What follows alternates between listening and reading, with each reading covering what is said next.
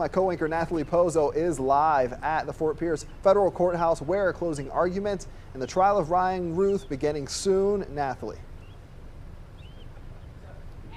Stephen, good morning. As of right now at 9 o'clock, court is in session. And again, those closing arguments are set to begin. Once the jury hears those closing arguments from the prosecution and Ryan Ruth, the jury will then begin their deliberations immediately after that. Now, Ryan Ruth presented his defense yesterday in court. That defense actually only lasted about 3 hours. Just to give you perspective, prosecutors spent about 7 days presenting their case and called about 38 witnesses to the stand.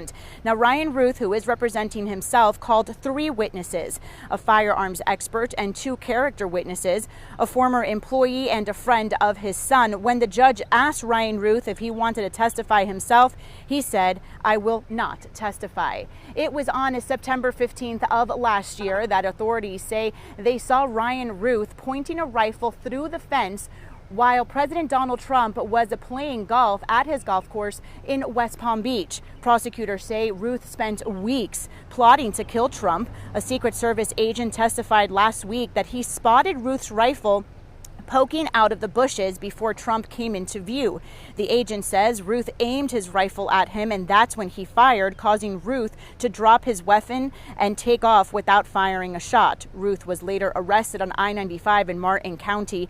Now, the last witness to take the stand for the prosecution was an FBI special agent who used receipts to show Ruth spent the month prior to the incident living in a gas station in Palm Beach County while conducting surveillance. Now, WPBF 25 did speak with Ruth's daughter, Sarah, who has been in the courtroom every day. She says her father has not gotten a fair chance, being cut off from asking certain questions. She also believes the government planted some of the evidence, like the bullet found in the glove box of her father's car.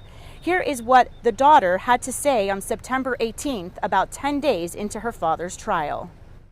There are a few points that have been brought up and a few evidence pieces and a few testimonies that it seems very unfair because some of the things that have been said are not true and should not be said in court. I mean, they should not be counted as evidence or testimonies because they're not accurate at all.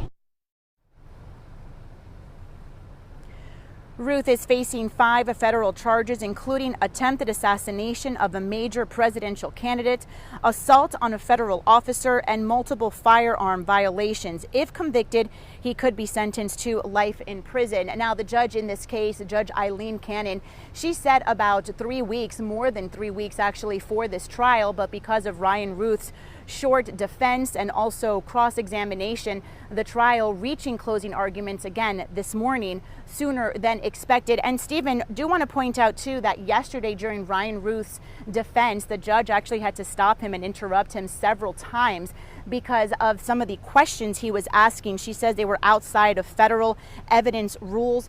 Ruth acting confused and frustrated, and then the judge taking a moment to explain to the jury why it was that she was interrupting Ryan Ruth as he was presenting his defense. So once again, closing arguments beginning here at 9 o'clock this morning, and then the jury will begin their deliberations right after that, Stephen. Yeah, Natalie, it'll be interesting to see if the judge interrupts his closing statements, and of course the prosecution also giving those closing statements as well. So we'll be following this trial closely as it wraps up, and as we do expect a verdict at some point. Stay up to date with us, even if you are away from your TV, by downloading the WPBF 25 News app. We'll be sure to send you alerts with any breaking news in this case.